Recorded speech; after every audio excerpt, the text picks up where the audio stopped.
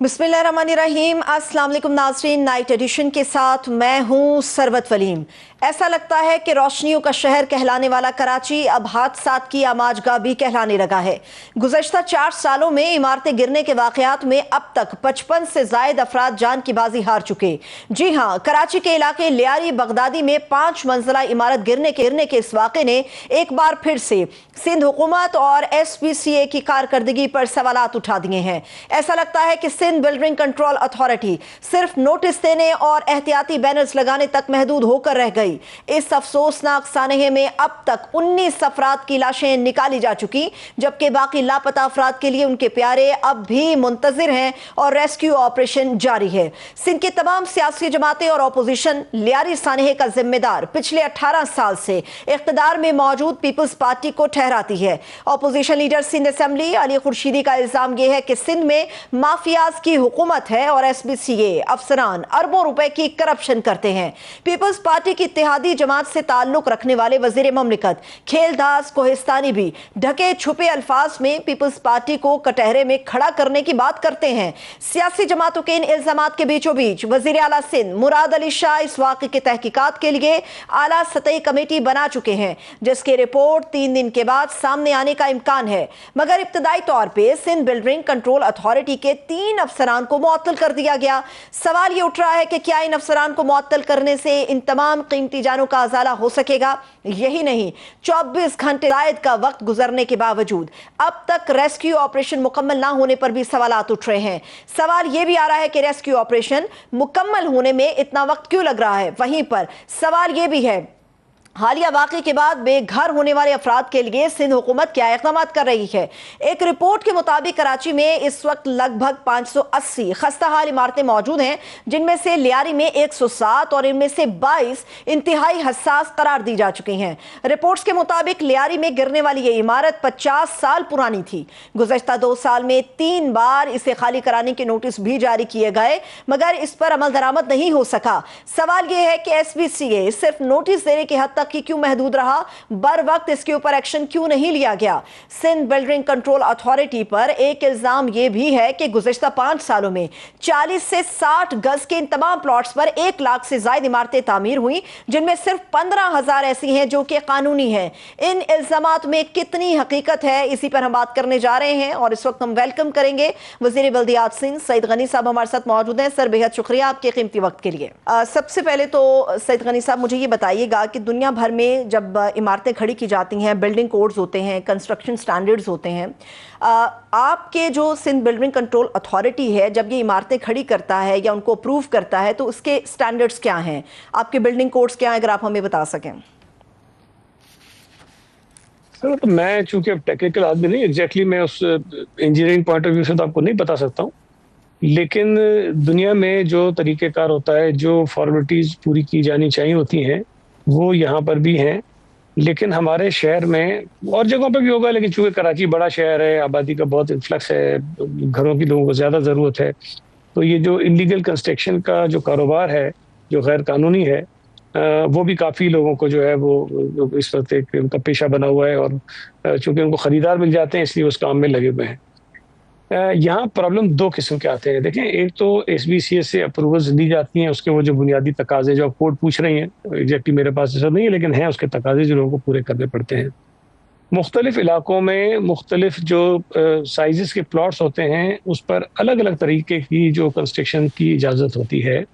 कहीं पे ग्राउंड +1 से ऊपर नहीं जा सकते हैं, कहीं पे जो है वो ज़ाहिर है कि ग्राउंड +20 की भी परमिशन मिल जाती है, और because of the size of the plot. हमारे यहाँ जो हो रहा है आज इस वक्त, जिसका मैं बिल्कुल एतराफ़ भी करता हूँ कि अगर कहीं ग्राउंड +2 की परमिशन होती है तो वहाँ ग्राउंड +4 जो है वो बना दिया जाता है। अगर कहीं ग्राउंड +4 की परमिशन होती है तो ग्राउंड +6 बना दिया जाता है।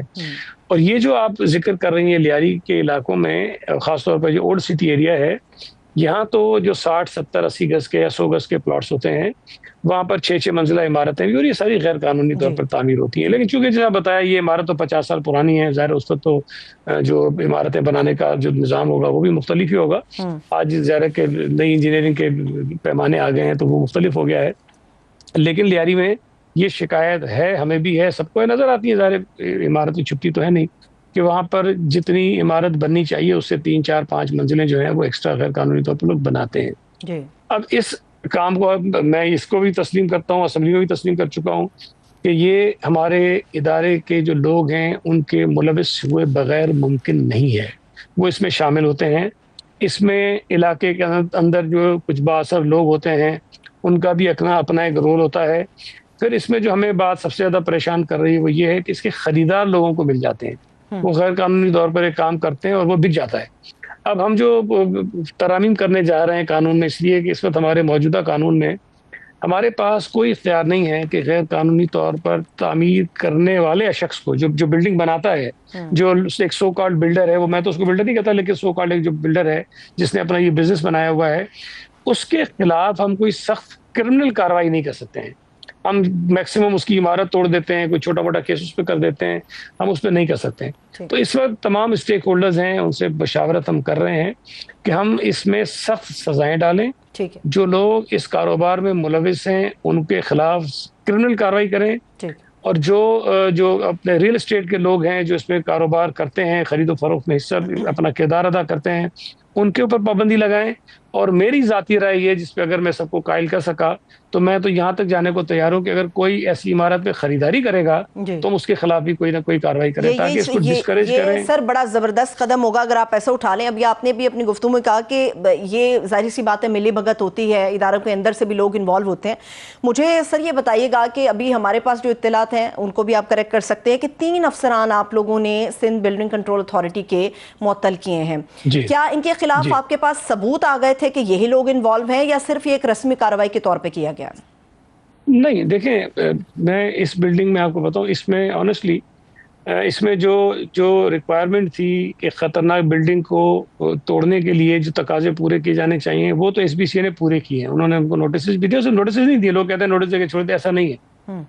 عمارت گرنے سے چند یوم قبل بھی کوئی غالباً 3 4 5 دن پہلے بھی عملہ وہاں گیا ہے, لیکن اسے ریزسٹنس کا سامنا کرنا پڑا, اس لیے کہ ظاہر جو لوگ جاتے ہیں وہ 4 5 6 8 10 ہی ہوں گے نا, وہاں پہ اگر 100 لوگ سامنے نکل کے آ جائیں لیکن سر ان کے پاس مشینری ہونی چاہیے, وہ ایک ادارے سے تعلق رکھتے ہیں, ان کے پاس اختیار ہوتا ہے, پاور ہوتی ہے ان پاس. سرور یہ بات آپ کہہ رہی ہیں اس وقت تو یہ ٹھیک لگتی ہے اس لیے کتنا بڑا سانحہ ہو گیا ہے, لیکن اگر ہم اس طرح سے مشینری لے جا کر لوگوں کو جبری نکال کے اور ان کے گھر توڑنا شروع کر دیتے ہیں نا, تو شاید اس وقت جو ماحول بنتا وہ بھی شاید سارا ہمارے ہی گلے پڑ جاتا ہے کہ ہم بچوں کو, خواتین کو, بزرگوں کو, بیماروں کو جو ہے وہ گھروں سے بے گھر کر رہے ہیں. یہ میں مانتا ہوں کہ یہ ایسی سچویشن ہے جس میں ہمیں کوئی ایک سخت فیصلہ کرنا پڑے گا دونوں طرف. اور یہ کل میں نے پریس کانفرنس میں کہا کہ اگر ہمیں لوگوں کی جانیں بچانے کے لیے ان کو بے گھر کرنا پڑتا تو ہم کر لیں گے, ٹھیک ہے. اب اس میں ہمیں تنقید کا نشانہ بننا پڑے گا, جو بھی کریں گے, لیکن ہم میڈیا کے ذریعے, لوگوں کے ذریعے ان لوگوں کو سمجھانا چاہتے ہیں, بتانا چاہتے ہیں کہ جو ان بلڈنگز میں رہ رہے ہیں کہ آپ کی جان آپ کے گھر سے زیادہ اہم نہیں ہے, زیادہ ضروری نہیں ہے. اور دیکھیں اس واقعے میں یہ ہوا ہے کہ جو مکانات نہیں چھوڑ رہے تھے ان کا مکان بھی گیا, ان کی جان بھی گئی. تو اب یہ میرا خیال ہے کہ ہمیں کم از کم اس سے بہت کچھ سبق سیکھ لینا چاہیے اور کچھ سخت فیصلے کرنے چاہیے. اور ان لوگوں کو جو ان عمارتوں میں رہ رہے ہیں ان کے لیے ایک تو ہم شارٹ ٹرم کوئی ارینجمنٹ کریں گے تاکہ ان کو کہیں نہ کہیں شفٹ کر دیں, لیکن ایک لانگ ٹرم پلان بھی بنائیں گے تاکہ پرماننٹ ان کا کوئی ان کی جو ریلوکیشن جو ہے وہ ہم کرنے میں کامیاب ہو جائیں. آپ نے ایک بات شروع میں کہی تھی, یہ جو لوگ یہاں سے ابھی بے گھر ہوئے نا, ان کو ہماری وہاں جو ڈسٹرکٹ ایڈمنسٹریشن ہے, جو ہمارے ٹاؤن چیئرمین ہیں, انہوں نے ان سے رابطہ کیا اور ان میں سے کچھ لوگوں کو ہم نے فی الحال کہیں نہ کہیں رہنے کا بندوبست ان کا کر دیا ہے. اور کچھ فیملی ایسی تھیں جو اپنے رشتہ داروں کے پاس خوشی سے چلے گئے ہیں, لیکن ہم نے ابھی بھی ان کو آپشنز دیا ہوا ہے کہ ہم ان کا ارینجمنٹ کرنے کو تیار ہیں. یہ بالکل درست آپ نے کہا کہ بالکل ہم تک ایسی اطلاعات بھی آئی ہیں.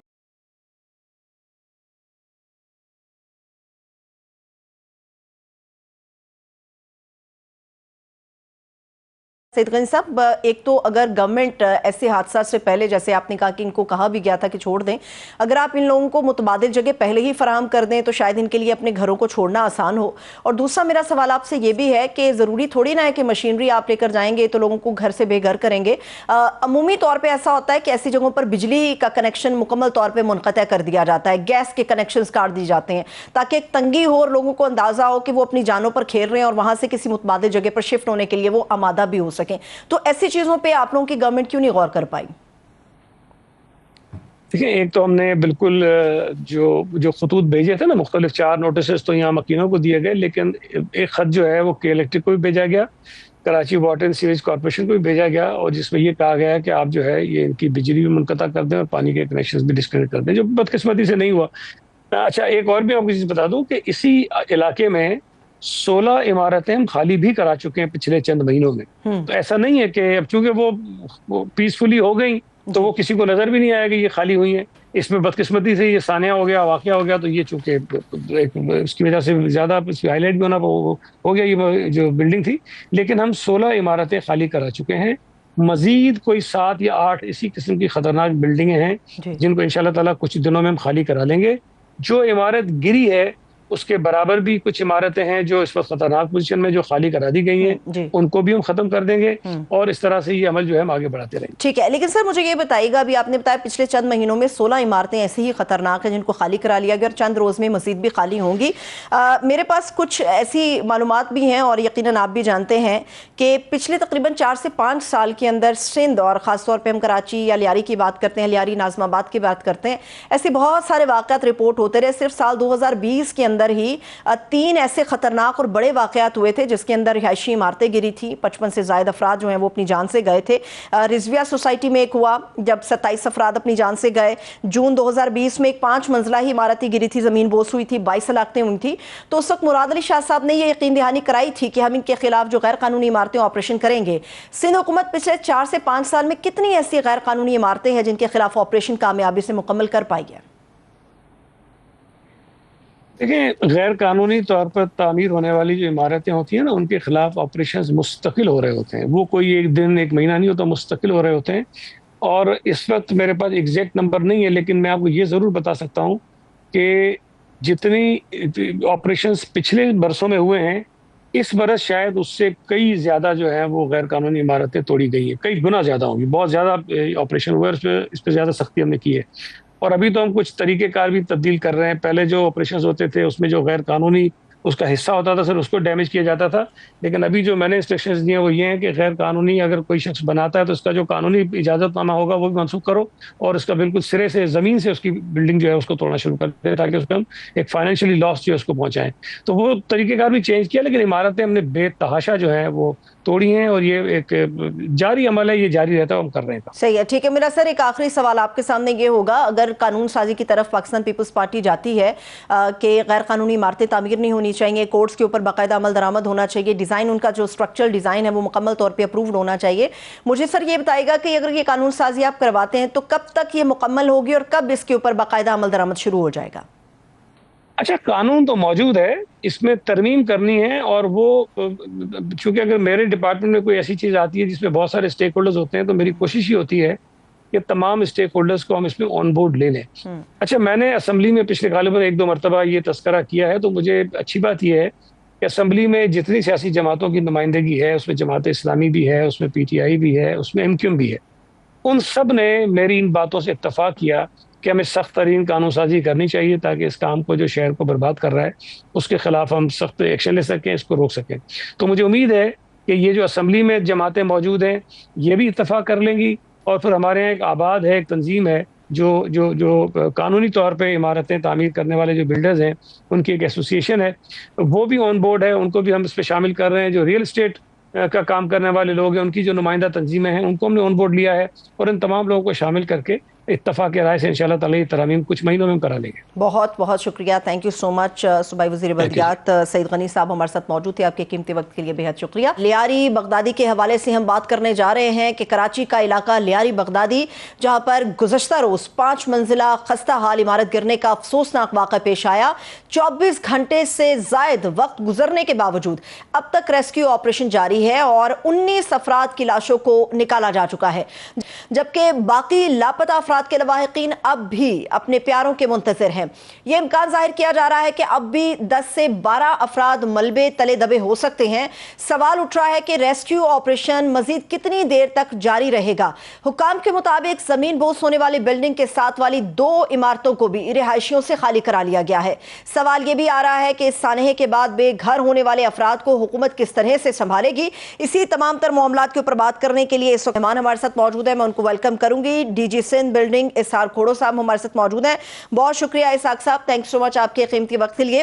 اسحاق صاحب, یقینی طور پہ ایک ایسا حادثہ ہے جس کے اوپر کسی کو مورد الزام نہیں ٹھہرایا جا سکتا, مگر تمام کی تمام انگلیاں اس وقت سندھ حکومت کی طرف ہیں, سندھ بلڈنگ کنٹرول اتھارٹی کی طرف سے ہیں. بینگ ڈی جی, میرا آپ سے یہ سوال ہے, مجھے یہ بتائیے گا کہ جب آپ لوگوں نے بارہا نوٹسز اس بلڈنگ کو دیے یا دیگر بلڈنگز کو دیے, تو کیا وجہ تھی کہ آپ لوگ اپنے اختیار کا استعمال نہیں کر پائے, اس بلڈنگ کو خالی نہیں کرا پائے؟ جی السلام علیکم. جی اصل میں ہمارا جو سندھ بلڈنگ کنٹرول اتھارٹی کا جو رول ہے وہ لمیٹڈ رول ہے. ہم سروے کرتے ہیں کہ جو ہے کون سی بلڈنگیں مخدوش ہیں اور کتنی بلڈنگیں ڈینجرس ہیں. یہ ہم نے 2022 سے لے کر متواتر ہم سروے کرواتے رہتے ہیں.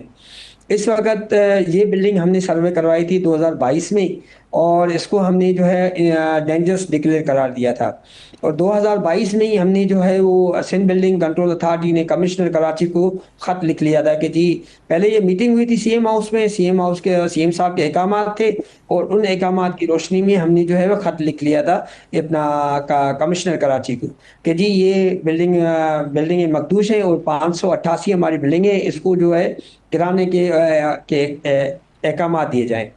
اس کے بعد ہمارا کام یہ ہوتا ہے کہ ہم یوٹیلیٹی ایجنسیز کو خط لکھتے ہیں کہ جی ان کی یوٹیلیٹی سروسز ختم کی جائیں.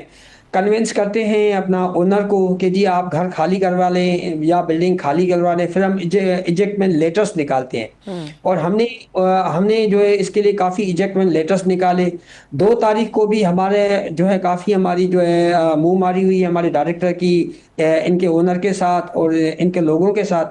تو کوئی انہوں نے ہمیں کہا آپ لوگوں کے پاس تو پاور ہوتی ہے, گورنمنٹ مشینری آپ لوگوں کے پاس ہوتی ہے, پھر یہ 2-4-5 لوگوں سے گھبرانے کی کیا وجہ ہے؟ کیا وجہ ہے کہ لوگ اپنی جان سے چلے گئے مگر جگہ انہوں نے خالی نہیں کی؟ نہیں, اس میں تھوڑا سا میں آپ کو تصحیح کر لوں کہ پاور جو ہے ڈسٹرکٹ ایڈمنسٹریشن کے پاس ہوتا ہے, ایس بی سی کے پاس نہیں ہوتا ہے. ڈسٹرکٹ ایڈمنسٹریشن کو ہم خط لکھتے ہیں کہ جی آپ ہمیں جو ہے وہ اپنا ٹیم دے دیں تاکہ ہم اس کو جو ہے گرا لیں بلڈنگ کو. ہم بلڈنگ تب گراتے ہیں جب بلڈنگ خالی ہوتی ہے. خالی بلڈنگ کرانا ایڈمنسٹریشن کا کام ہے, ڈسٹرکٹ ایڈمنسٹریشن کا. ہمارا اس میں کوئی رول نہیں بنتا ہے. ہمارا رول یہ بنتا ہے کہ ہم بلڈنگ کو ڈکلیئر کریں کہ یہ ڈینجرس ہے اور اس پر ہم ایجیکٹمنٹ آرڈر ایشو کریں. اس ایجیکٹمنٹ آرڈر پر جو ہے وہ لازم ہے کہ ڈسٹرکٹ ایڈمنسٹریشن اس پر ایکشن لے اور ان کو جو ہے خالی کروائے. ٹھیک ہے. اور اس کے بعد آخری مرحلہ ہوتا ہے کہ ہم اس کو ڈیمالش کر دیں.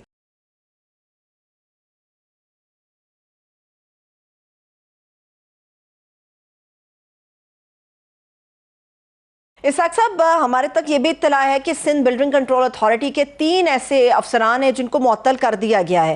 مجھے اگر آپ یہ بتا پائیں, سمجھا پائیں تمام دیکھنے والوں کو, یہ 3 افسران کون تھے, ان کا کیا تعلق تھا, کیا کام یہ کرتے تھے, اور ابھی ریسکیو آپریشن مکمل نہیں ہوا, ان کے خلاف آپ کے پاس ثبوت بھی آگئے, کن بنیادوں پر یہ 3 افسران جو ہیں ان کو معطل کیا گیا ہے؟ نہیں, ان کو ہم نے انکوائری میں جو ہے پلیس کیا ہے. ان کو اس لیے ہم نے معطل کیا ہے کہ دیکھیں فرسٹ آف آل اس کا ایک انسپیکٹر ہے اسی ایریا کا, اس کو ہم نے معطل کیا ہے. اس کے بعد اس کا اسسٹنٹ ڈائریکٹر ہے, اس کو ہم نے معطل کیا ہے. پھر ڈپٹی ڈائریکٹر ہے, اس کو معطل کیا ہے. پھر ڈائریکٹر ہے, اس کو معطل کیا ہے. کیونکہ ہم فی الحال ان کو اس لیے معطل کیا ہے کہ ہمیں اسرٹین ہو, کیونکہ ہمیں یہ بھی شکایت ملی ہے کہ اس سے یہ ہمارے پاس جو پیپرز میں یہ جو بلڈنگ تھی یہ تھی گراؤنڈ+3, ٹھیک ہے. تو اس میں ابھی لوگ ابھی جو ہمیں اطلاعات مل رہی ہیں, جو ہمیں کلیم آ رہا ہے کہ نہیں جی یہ بعد میں اس پر ایک اور فلور بنایا گیا, پھر اس کے بعد ایک اور فلور بنایا گیا. تو اس کی تو ہم تحقیقات کریں گے ہی کریں گے. اس وجہ سے ہم نے ان کو سسپینڈ کیا ہے اور اس وجہ سے ہی ہم نے اس کو جو ہے انکوائری میں پلیس کیا ہے. ٹھیک ہے, لیکن جب مجھے یہ بتائے گا کہ آپ کی اتھارٹی آگے فارورڈ کرتی ہے ان تمام چیزوں کو کہ کہاں کہاں پہ خطرہ ہے, کون سی بلڈنگز گرنے کا خطرہ ہے, کون سی بلڈنگ کتنی پرانی ہے, یا کہاں پر جو ہے وہ غیر قانونی طور پہ فلورز کے اوپر فلورز تعمیر کیے جا رہے ہیں, تو بیسیکلی آپ لوگوں کے ساتھ کون سی ایسی اتھارٹی ہے یا کون سے ایسے وزراء ہیں جنہوں نے تعاون نہیں کیا اور اتنا بڑا حادثہ جو ہے وہ لیاری بغدادی میں ہو گیا؟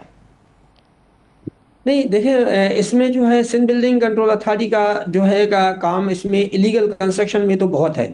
یہ اس سے میں ڈینائی نہیں کروں گا. ایلیگل کنسٹرکشن جو ہے کراچی میں اس وقت ہم بہت کوشش کریں کہ اس کو ہم جو ہے ختم کریں.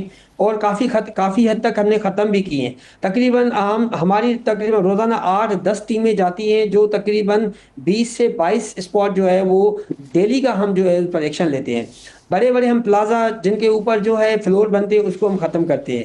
یہ مسئلہ یہ ہے کہ یہ جو ان پلانڈ ایریا ہے کراچی میں تقریباً 60% آبادی جو ہے وہ کچی آبادی پر مشتمل ہے. یہ لیاری کا علاقہ بھی ان پلانڈ ایریا ہے, بغدادی کا ہو یا اپنا جو ہے یہ ہمارے دوسرے ساؤتھ میں لارنس کوارٹر کا ہو یا میٹھا در ہو, کھارا در ہو.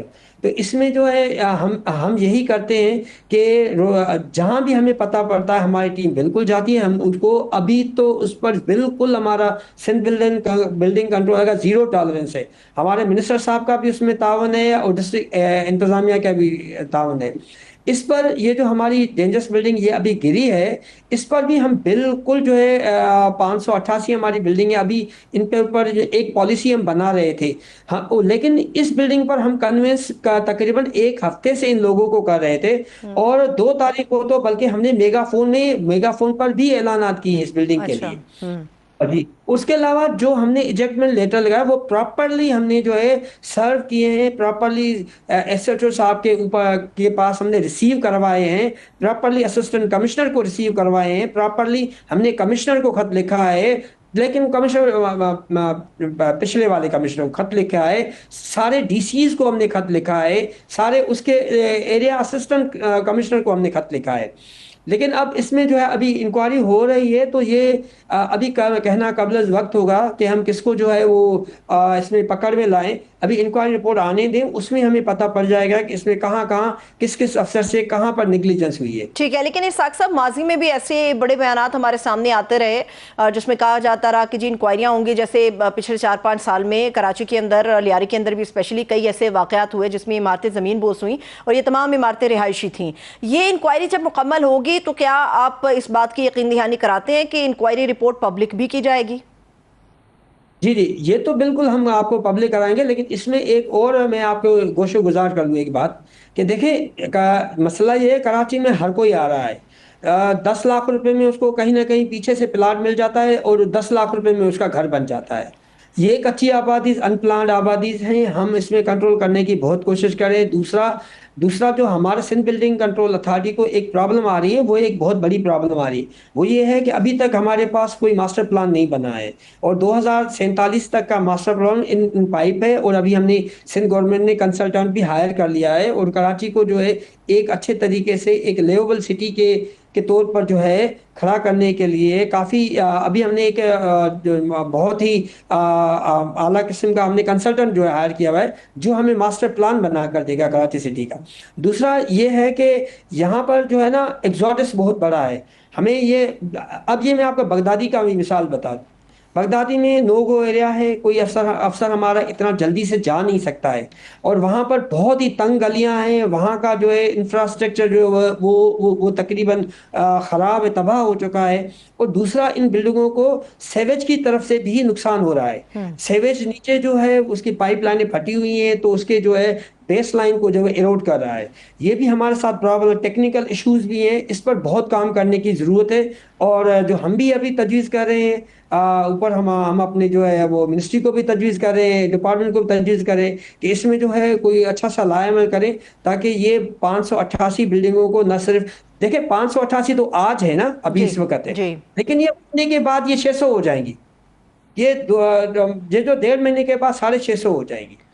تو اس میں لوگوں کا بھی کچھ اس میں جو ہے تھوڑا سا عقل ہونا چاہیے کہ آپ اس بلڈنگ میں نہ جائیں جس میں سندھ بلڈنگ کنٹرول اتھارٹی کا اپروول نہیں ہے, جہاں پر سندھ بلڈنگ کنٹرول اتھارٹی نے کمپلیشن نہیں دیا ہے. اور دوسرا کے الیکٹرک کو, اس میں جو کے الیکٹرک ہو, سویچ ساؤترن گیس ہو یا اپنا واٹر بورڈ, میں ان پر بالکل الزام لگاتا ہوں, 100% ان پر الزام لگاتا ہوں کہ یہ لوگ جو ہے ان کے ساتھ جو ہے ہمارے ساتھ کوئی تعاون نہیں کرتے ہیں.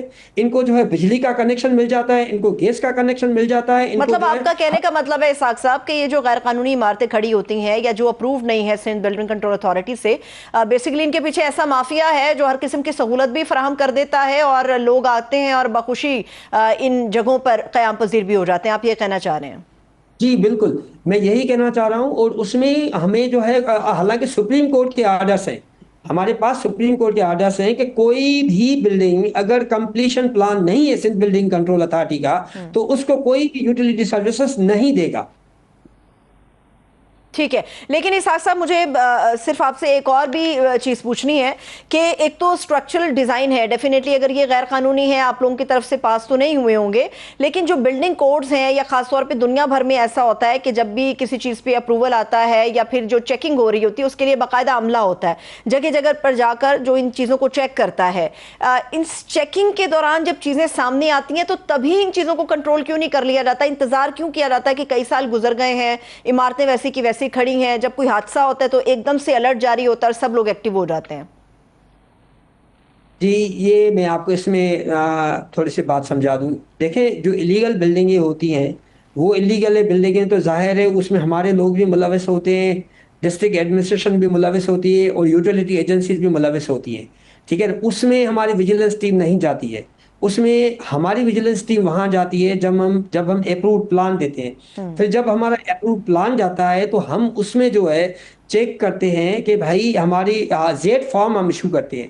پہلے ہم جو بھی بلڈنگ بنتی ہے ہم اس کو آرکیٹیکچر کا نقشہ دیتے ہیں، اس کے بعد ہم اس کو اسٹرکچر کا نقشہ دیتے ہیں، اپروول دیتے ہیں، اس کے بعد ہم اس کو سیل این او سی دیتے ہیں، اس کے بعد ہم اس کو جو ہے کمپلیشن سرٹیفکیٹ دیتے ہیں.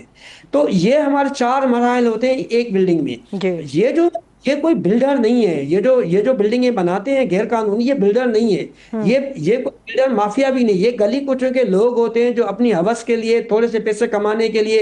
ایک بندے نے ہم سے اپروول لیا گراؤنڈ+1 کا، وہ کیا کہتا ہے بلڈنگ بیچ کر چلا جاتا ہے، اس کے بعد چپکے سے جو 1 والا ہوتا ہے وہ دوبارہ ایک جو ہے فلور بنا لیتا ہے چپکے سے، وہ پھر بیچ کر چلا جاتا ہے. وہ جو نیا آتا ہے وہ اس کے اوپر جو ہے لالچ کر کے بڑھائے. اس طرح سے یہ المیہ ہے جو چل رہا ہے. بہت شکریہ، تھینک یو سو مچ. اسحاق کھوڑو صاحب ہمارے ساتھ موجود تھے. ابھی ایک چھوٹا سا بریک لیتے ہیں، واپس آئیں گے، مزید گفتگو کریں گے. Stay with us.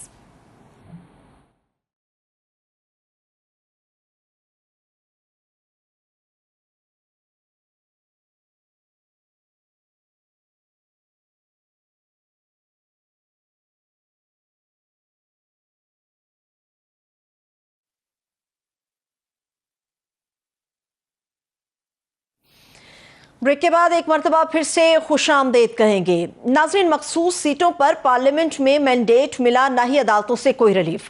تو اب ایک بار پھر پی ٹی آئی نے اپنے فیصلے سڑکوں پر کرنے کا اعلان کر لیا ہے. 10 محرم کے بعد ملک گیر احتجاجی تحریک چلانے کا اعلان کیا گیا ہے. اس تحریک کا مقصد عمران خان صاحب کی رہائی کے ساتھ اس ملک میں جمہوریت کی بحالی کے بارے میں بیان کیا جا رہا ہے. سوال یہاں پر یہ آ رہا ہے کہ کیا واقعی پی ٹی آئی اس وقت بڑی احتجاجی تحریک چلانے کی پوزیشن میں ہے؟ کیونکہ عمران خان صاحب سمیت پی ٹی آئی کی جو صف اول کی قیادت ہے وہ جیلوں کے اندر ہے یا پھر گرفتاریوں کے ڈر سے روپوش ہے، اور جو لیڈرشپ آزاد ہے وہ پارٹی کو منظم کرنے کی بجائے ایک دوسرے کے خلاف اس صف بندیوں میں ہمیں مصروف نظر آتی ہے. تو سوال پھر وہیں آ کر رکھتا ہے کہ احتجاجی تحریک کس کے کندھوں پر چلائی جائے گی، اسے لیڈ کون کرے گا؟ کہا جاتا ہے کہ 26 نومبر کی فائنل کال ہو یا اس سے پہلے کے احتجاج. کارکن اب وزیر اعلیٰ علی امین گنڈاپور پر اعتماد کرنے کو تیار نہیں ہے. تو کیا ایسے میں علیمہ خان صاحبہ احتجاج کو لیڈ کرنے کے لیے ایک اچھی آپشن ہو سکتی ہیں؟ کیونکہ پچھلے کچھ عرصے سے عمران خان صاحب کی بہن علیمہ خان کھل کر میڈیا پر آتی ہیں، بات کرتی ہیں، عدالتوں میں پیش ہو رہی ہیں اور سیاسی بیانات بھی دیتی ہیں. وہ کبھی میاں نواز شریف صاحب کے اوپر تنقید کرتی ہیں تو کبھی ریاستی اداروں پر، کبھی عدلیہ پر، تو کبھی اپنی ہی پارٹی لیڈرز پر سوالات اٹھاتی ہوئی نظر آتی ہیں. لیکن علیمہ خان کی سیاسی انٹری کو لے کر پارٹی کی رائے اس وقت منقسم ہے. ایک حلقہ انہیں اگر امید کی کرن سمجھتا ہے تو دوسرے حلقے کا خیال یہ ہے کہ علیمہ خان کی جارحانہ بیان بازی پارٹی کے فائدہ دینے کی بجائے نقصان کر رہی ہے. سوالات اٹھنا شروع ہو چکے ہیں کہ جب بیرسٹر کو گوہر اور سلمان اکرم راجہ موجود ہیں تو پھر party policy guidelines Aleema Khan کے تھرو کیوں دی جا رہی ہیں؟ صرف یہیں پر بات نہیں ختم ہوتی. عمران خان صاحب کی اہلیہ بشریٰ بی بی کے کیمپ کا حصہ سمجھے جانے والی مشال یوسفزئی نے بھی سخت سوال اٹھائے ہیں کہ 9 مئی کے کیسز میں لیڈرشپ قید ہے، کارکن جیلوں میں ہیں، تو ایسے میں علیمہ خان کے بیٹے شیر شاہ کو اتنا بڑا ریلیف کس طرح سے مل سکتا ہے؟ وہ کیسے آزاد گھوم سکتے ہیں؟ سوال یہ بھی اٹھ رہا ہے کہ علیمہ خان کو لے کر پی ٹی آئی کے اندر کیا کشمکش چل رہی ہے. دوسری طرف حکومت کی طرف سے پی ٹی آئی سے مفاہمت کی باتیں بھی سامنے آ رہی ہیں. لیگی رہنماؤں کی تردیدوں کے باوجود جہاں پر یہ چہمگوئیاں ہو رہی ہیں کہ نواز شریف خود عمران خان کو ملنے اڈیالہ جیل جا سکتے ہیں، تاکہ ملک کی سیاست کو بند گلی سے نکالا جا سکے۔ وہیں پر مخصوص سیٹیں حکمران اتحاد کو ملنے کے بعد کے پی کو گرانے کی دھمکیاں بھی سامنے آ رہی ہیں۔ ایسے میں سوال یہ ہے کہ کیا پاکستان میں محاذ آرائی کی سیاست یوں ہی چلتی رہے گی یا پھر کوئی مفاہمت کا راستہ بھی نکل سکتا ہے؟ موجودہ سیاسی منظرنامے کو لے کر پی ٹی آئی اور حکومت کہاں پر کھڑے ہیں، آگے کیا ہونے جا رہا ہے، ان تمام تر معاملات کے اوپر بات کرنے کے لیے اس وقت پاکستان تحریک انصاف کے رہنما اور ماہر قانون اظہر صدیق صاحب ہمارے ساتھ موجود ہیں۔ ان کی طرف بڑھتے ہیں۔ بہت شکریہ سر، تھینک یو سو مچ آپ کے قیمتی وقت کے لیے۔ اظہر صدیق صاحب، پہلے تو مجھے یہ بتائیے آپ کہ ہمیں اس وقت پاکستان تحریک انصاف منقسم زیادہ نظر آتی ہے، یکجہتی ان کے اندر کم نظر آتی ہے، حصے بخیے بہت سارے ہو گئے، پارٹی کے بہت سارے لوگوں کو تتر بتر بھی کر دیا، مخصوص سیٹوں کا ایک سہارا تھا وہ بھی چلی گئی، اب کل کا دن ہے اور پرسوں سے باقاعدہ بتایا جا رہا ہے کہ شاید تحریک شروع ہو جائے گی، تو یہ تحریک کامیاب ہوگی یا پھر آپ اس کا مستقبل کیا دیکھ رہے ہیں؟ بہت شکریہ۔ ایک بات تو میں آپ کو بتا دیں کہ پارٹی اس وقت تکلیف میں اس لیے ہے کہ اب تو ہائیبرڈ رجیم کا اقرار پہلے تو خواجہ آصف نے کیا تھا، عرفان صدیقی صاحب نے بھی اس کو سیکنڈ کر دیا ہے۔ وہ یہ کہتے رہے کہ اس وقت ہائیبرڈ رجیم ہمارے دور میں کامیاب نہیں تھا، اب تھا، تو اس کا مطلب یہ بڑی واضح طور پر بات آ گئی ہے کہ سیاسی جماعتوں نے اپنے آپ کو سرنڈر کر دیا اور جمہوریت سے دور لے گئی۔ ہم بات ماننے کے لیے تیار نہیں۔ ہمارے دور میں جمہوری روایات تھیں، جلسے، جلوس، احتجاج، تاریخی طور پر دیکھ لیں 3 لانگ مارچ، بلاول بھٹو کہاں سے لے کر نکلے اور پورے پنجاب سے ہوتے ہوئے اسلام آباد تک ان کے خلاف کوئی بغاوت کے پرچے نہیں، ان کے خلاف کوئی ایم پی او کے آرڈر نہیں۔ یہ تاریخی باتیں ہیں جو سمجھنے والی ہیں۔ جہاں تک پارٹی منقسم ہونے کی باتیں ہیں، دیکھیں وہ مسائل ہیں، ہر ایک نے اپنی طور پر قربانیاں دی ہیں، جو سائیڈ پہ ہٹے ہیں ان کا نام و نشان نہیں رہا۔ کہاں ہے اپنا پرویز خٹک، کہاں ہے جہانگیر ترین، ابھی لیٹسٹ ابھی سردار الیاس تنویر صاحب جو سابقہ وزیر اعظم ہے، بہت بڑی باتیں کر رہے ہیں۔ عمران خان سے جو ہوتا وہ نیست و نابود ہو گیا، یہ تو ریکارڈ کے اوپر موجود ہے۔ نہیں، وہ تو یہ بھی کہہ رہے ہیں میرے پاس، وہ تو یہ بھی کہہ رہے ہیں تنویر الیاس صاحب کہ میرے پاس بہت سی ایسی چیزیں ہیں، اگر میں بیان کر دوں گا تو عمران خان صاحب کی مقبولیت تہس نہس ہو جائے گی، وہ تو یہ بھی کلیم کر رہے ہیں۔ اچھا، میں صرف آپ کو بتا رہا چلو ہمارے پاس بھی ان کے بارے میں بہت سی چیزیں ایسی ہیں جو ریکارڈ کے اوپر ہیں کہ وہ کہاں اٹھتے بیٹھتے تھے، کہاں تھا۔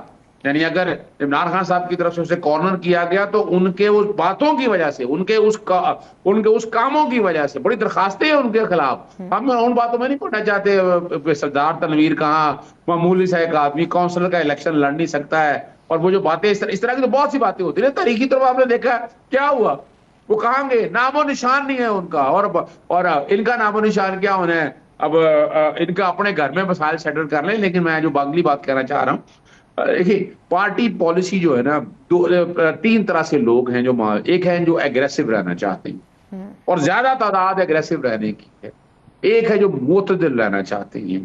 مثال کے طور پر گوہر ایوب صاحب کے بارے میں یا سلمان خان راجہ کے بارے میں ایک نارمل سی یہ بات کہی جاتی ہے کہ ایگریسو سٹینڈ نہیں لیتے، ان کا طرز سیاست اپنا ہے۔ عمران خان صاحب تو ایگریسو سیاست کے حامی ہیں، اسی لیے علیمہ خان صاحب کی بات کو زیادہ وزن دیا جاتا ہے۔ اظہر صدیق صاحب، علیمہ خان صاحبہ جو ہیں وہ تو پولیٹیکلی حصہ تو نہیں ہے وہ پی ٹی آئی کا، تو بیرسٹر گوہر کی اگر آپ بات کر رہے ہیں وہ تو پولیٹیکلی ہیں اور چیئرمین ہیں، ان کی بات میں وزن زیادہ ہونا چاہیے۔ کیا وجہ ہے کہ علیمہ خان صاحبہ کی امپورٹنس زیادہ ہے؟